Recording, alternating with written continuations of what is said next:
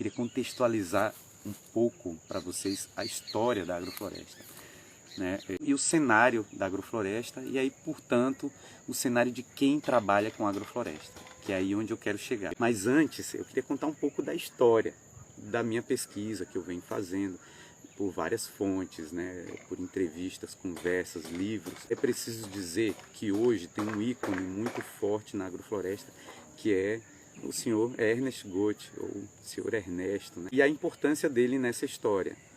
Eu acho que não dá para negar a importância dele nessa história. Eu acho que é errado a gente dizer que o Ernest inventou a agrofloresta. A agricultura agroflorestal, né, ou seja, florestas de produção de alimentos humanos, já existe há milênios. E a grande contribuição que o Ernest trouxe, né, para a agricultura foi a sistematização da observação do que é um sistema agroflorestal. Então ele conseguiu traduzir a leitura de um sistema como esse para princípios que são inteligíveis para qualquer pessoa, em qualquer lugar do mundo, em qualquer ambiente. Quando eu falo qualquer lugar do mundo, eu falo do seu apartamento, para quem está num apartamento aí. Esses princípios são aplicáveis no seu vasinho de planta. Então, se você tem um vasinho de planta e compreender os princípios do sistema agroflorestal sintrópico, que é o sistema que o Ernest Goethe ensina, você pode aplicar esses princípios no seu vasinho e do seu jeito. Não quer dizer necessariamente que você vai fazer igualzinho ao Ernest fez, ou as pessoas que estão trabalhando com a agricultura sintrópica fazem, mas porque cada sistema, seja ele um vaso, seja ele em grande escala, vai ter também o olhar, o desejo e a identidade de quem plantou. Para a gente poder abordar a história, eu acho importante a gente falar um pouco de quem foi o Ernest, porque hoje em dia se fala muito dele e do trabalho dele, que é um trabalho que realmente chamou muita atenção, onde na fazenda dele, se não me engano, 14 nascentes foram recuperadas se trabalhando com sistemas agroflorestais. Dentro desses princípios que foram observados por ele, boa parte deles aprendidos com seus familiares, com seus antepassados, que eram agricultores lá na Suíça, e outra parte também aprendida com os indígenas da América Central, Colômbia, e a população tradicional da Bahia, os produtores de cacau tradicionais da Bahia, que trabalham com seus sistemas agroflorestais de cabruca, né, que é o termo popular aqui na Bahia para a agrofloresta de cacau, essa agrofloresta tradicional, que é uma agrofloresta incrível. Quem já entrou em uma cabruca de cacau, é impossível você não se apaixonar pela beleza, né, principalmente de uma cabruca tradicional, aquela cabruca que preserva as árvores nativas. Bom, vamos lá. A história da agrofloresta, uma breve história sobre a agrofloresta. A gente sabe hoje, por estudos principalmente da Universidade Federal do Nepará, do Museu Goelbi, se não me engano, lá do Pará, e de outras universidades que vêm apoiando esse estudo, os sistemas agroflorestais amazônicos existem há no mínimo 4.500 anos, no mínimo aí por volta de 5.000 anos. Alguns estudos apontam que isso pode chegar a 10.000 até 12.000 anos. A gente já sabe que 4.500 é certo, que já existia uma agricultura agroflorestal na Amazônia. E as terras pretas de índio, toda essa questão, dão suporte a essa tese, a essa história, né? Se eu estiver muito assanhado aí, galera, vocês não me ignorem não, tá? Eu acordei aqui. O importante é aquilo que eu quero transmitir, tá? Há pelo menos 5.000 anos, os seres humanos que viviam na Amazônia já praticavam uma agricultura agroflorestal, ou seja, uma agricultura biodiversa, muito diversa, com plantas nativas, com plantas que foram sendo selecionadas ao longo dos anos para prover uma melhor alimentação humana. E alguns desses estudos indicam que a exuberância que a Amazônia tem hoje, isso se deve graças à ação desses seres humanos que trabalhavam com esse tipo de agricultura dentro da Amazônia. Por quê? Porque a Amazônia possuía vários corredores savânicos, e esses corredores savânicos, onde os animais de grande porte transitavam, eles se alimentavam nesses sistemas agroflorestais humanos, onde os humanos também plantavam para poder atrair esses animais e aí poder caçar de uma forma mais fácil, né, que é uma coisa que os indígenas fazem até hoje, né? Então assim, a gente precisa muito observar como os indígenas trabalham, vivem, produzem. Por isso que é tão importante a gente preservar o espaço das comunidades originárias no Brasil. Essas comunidades têm muito a ensinar para a gente ainda tem muito a aprender. Então, assim, os estudos mostram que esses sistemas eles eram plantados não só para prover o alimento humano, mas também para atrair a caça, para que essas pessoas pudessem caçar mais facilmente. Então, com isso, as caças se alimentavam, mas nem sempre elas serviam de alimento. Então, quando elas iam transitar por esses corredores savânicos, elas iam disseminando essas sementes. Então, boa parte das plantas amazônicas hoje se devem a esses núcleos agroflorestais dessas comunidades tradicionais, onde os animais passavam distribuindo essas sementes, né, disseminando essas sementes. Então, boa parte da exuberância amazônica hoje se deve também aos seres humanos e à sabedoria dos seres humanos que viviam ali. Então, é muito importante a gente lembrar que o nome Homo sapiens, eu acredito que hoje em dia ele não deveria ser válido para toda a humanidade, não, né? Homo sapiens é para quem é sapiens, né, gente? Então, houveram Homo sapiens nesse tempo que tiveram a sabedoria de construir esses sistemas. E esses sistemas, ao longo de muitos anos, hoje se sabe que eles vinham da Amazônia, pela Mata Atlântica, eles subiam pela América Central, enfim, era uma cultura agrícola baseada nesse tipo de sistema. Sistemas biodiversos, com árvores e com plantas anuais. O que é plantas anuais? Todo mundo sabe aí? Plantas anuais, gente. Aquelas plantas que a gente colhe ali dentro de um ano, né? Um ano e meio. Mandioca, feijão, milho. Enfim, a maior parte dos nossos alimentos hoje. Então, todo esse sistema se expandiu pela América do Sul, pela América Central. E se sabe que povos também de outros continentes, como na Índia, Indonésia, esses povos mais tropicais também trabalhavam com seus sistemas agroflorestais. Cada um ao seu modo, com a sua realidade, convivendo na sua realidade. Mas aqui a informação que a gente tem é sobre os nossos povos originários, né? Quando os espanhóis chegaram à América Central e América do Sul, ali pela Venezuela, Colômbia, conheceram o cacau. E em 1502, olha só que história massa, cara, a rainha da Espanha, né, já havia muito cacau lá, havia, né, as pessoas que vinham para o Novo Mundo levavam esse cacau para lá e o cozinheiro da rainha misturou a amêndoa do cacau triturada com leite e açúcar. Ferveu aquilo e deu para a rainha comer. E a rainha elegeu esse alimento que a gente hoje chama de chocolate, o alimento dos deuses, o alimento mais divino que ela já tinha provado. As comunidades indígenas já chamavam dessa forma também, como alimento dos deuses. Então, digamos assim, que a rainha fez uma apropriação aí desse termo. Só que até esse alimento dos deuses conseguir ser cultivado pelo europeu, houve um processo, porque o europeu demorou para entender como é que se cultivava o cacau. Porque você vai ver lá na carta de Pero Vaz de Necaminha, que ele chega e diz, aqui nessa terra tudo dá, e os gentis, os nativos, né, vivem como no Éden, toda a sua comida lhe cai às mãos, os inhames e as raízes estão à volta da sua casa, e as caças vêm até eles. Deus lhes proveu tudo. Diria que havia uma humanidade aqui trabalhando com sistemas agroflorestais há milhares de anos. E no momento, na fotografia que Pero Vaz de Caminha chegou, no momento daquela fotografia, eles estavam vivendo basicamente para gozar a vida mesmo, porque era muita abundância de comida em torno dessas aldeias e não era muito necessário ficar indo longe atrás de nada que se precisasse. Aí você imagina para um europeu o que era ver essa fotografia com esse preconceito, com esse olhar de que eles não praticavam agricultura e sim já estava tudo dado a eles ali,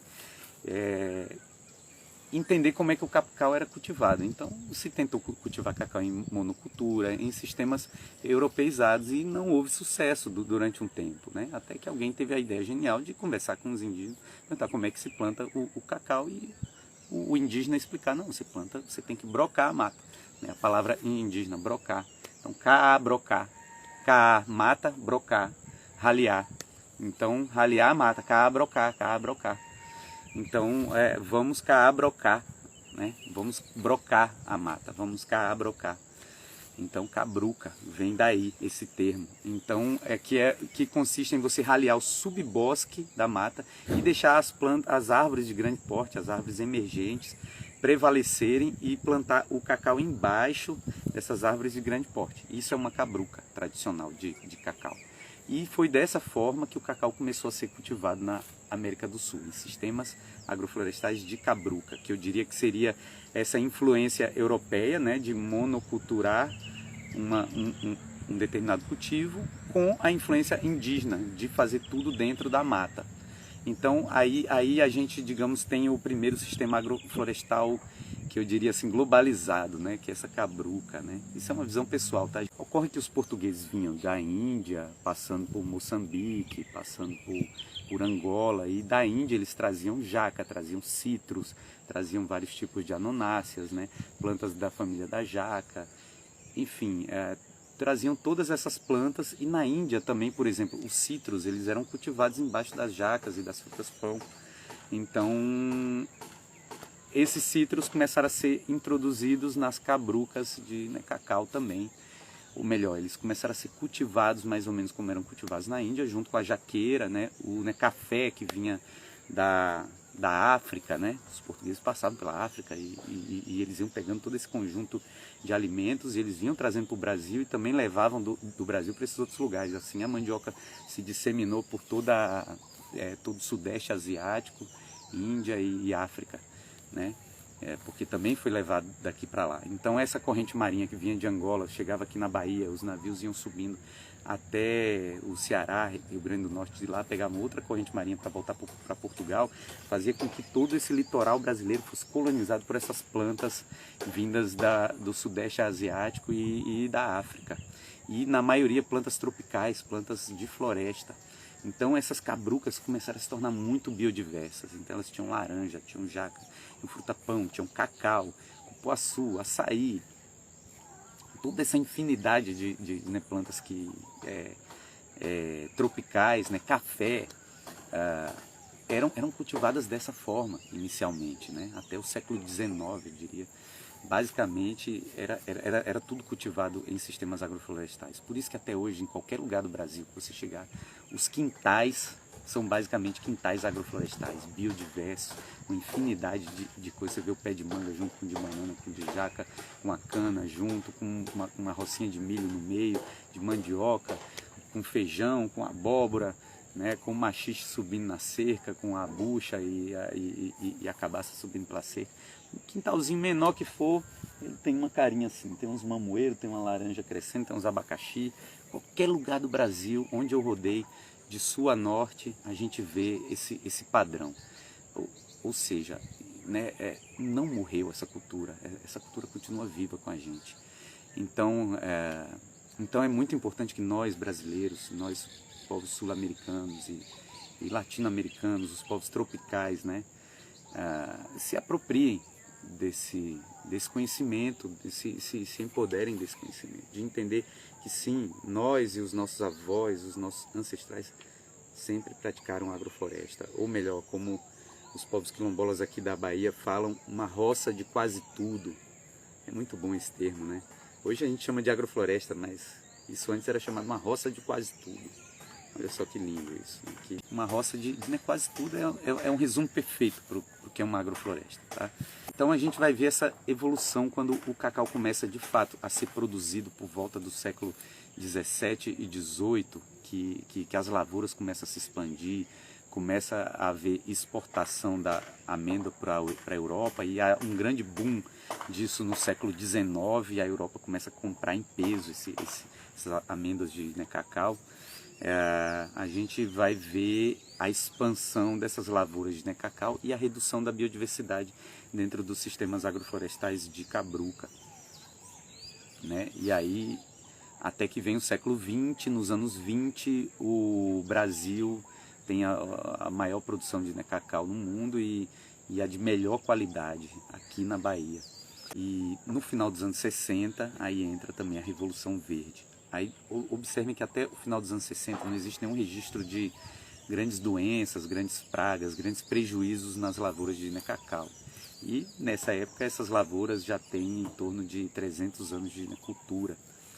Então, de cultura e de aprendizado a lidar com ela, vamos dizer assim, pelo menos 300 anos. Existem registros até anteriores de primeiras experiências aqui próximo a Canavieiras e tudo. E eu já encontrei um texto onde se fala que em 1655 já existe uma orientação para se plantar cacau na Bahia por parte do governador da Bahia. Existem também alguns indícios de que os próprios tupinambás que viviam aqui já cultivavam cacau, né? Mais um sinal de que essa cultura veio da Amazônia descendo pela Mata Atlântica.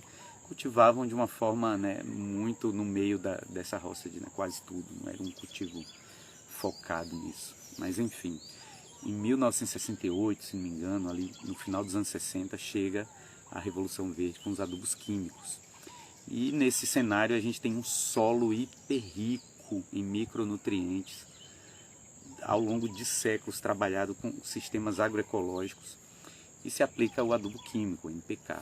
O NPK ele tem a capacidade de fazer a planta absorver com mais eficiência os micronutrientes. Se a planta está bem nutrida com macronutrientes, ela acha os micronutrientes com muito mais eficiência, né? Então, quando você quando você injeta um adubo químico, é mais ou menos como se você estivesse injetando um hormônio ou um esteroide em um ser humano, né? Uma bomba, essa que a galera aplica para malha e fica com músculo desproporcional assim. É mais ou menos isso. Então, a gente observa que nos anos 70 houve um boom de produção de cacau gigantesco na Bahia. Foi a maior produção de cacau histórica da Bahia. Por quê? A gente tinha solos hipercomplexos, bem formados, grumosos, ricos. No momento que você bota um adubo químico, você estronda. Mas isso durou em torno de 10 anos ou menos, quando vem a podridão parda.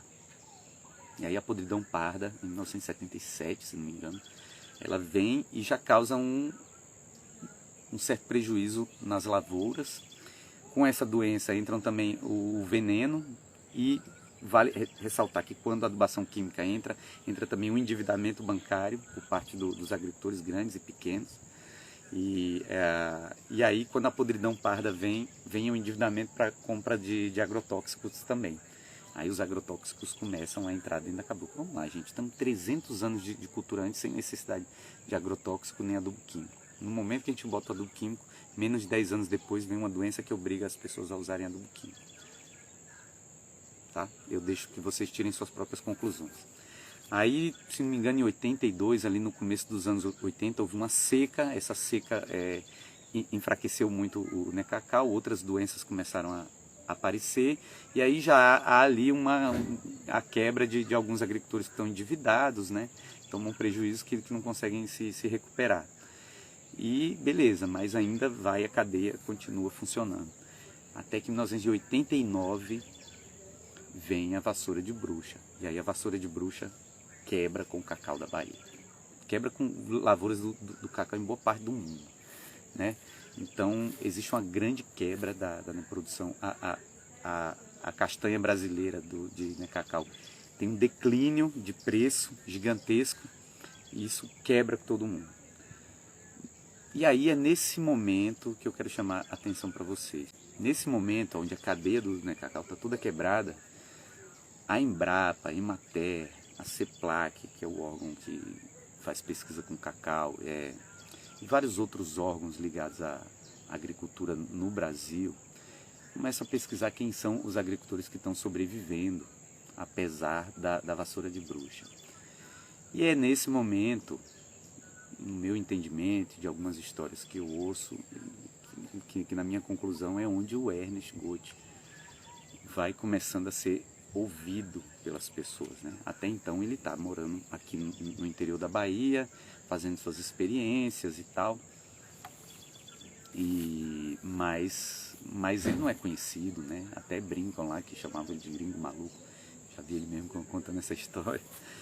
Então aí começa a dar ouvidos para o Ernest, porque a lavoura dele, além de não estar sendo afetada substancialmente pela vassoura de bruxa, Ele está conseguindo pagar as contas dele porque ele não produz só cacau, ele produz uma infinidade de outras coisas e ele estava desidratando frutas, fazendo uma série de outras coisas que consegue manter a economia da fazenda dele estável. Então, gente, e é aí que eu diria que entra essa história dessa agrofloresta 3.0 aí, que é as agroflorestas regenerativas, sintrópicas, agroecológicas, as agroflorestas de manejo estratificado e sucessional, né? Existem vários nomes hoje para tentar definir o que é essa agrofloresta moderna, né? E aí cabe muitas explicações para tentar esclarecer tudo isso, essa miscelânea. Mas o que eu quero trazer para vocês é contextualizar o que é agrofloresta. Por quê? Quando a gente contextualiza o que é agrofloresta, a gente começa a perceber que não é algo que surgiu do nada, é um movimento histórico. É um movimento histórico e a gente está inserido nesse movimento histórico.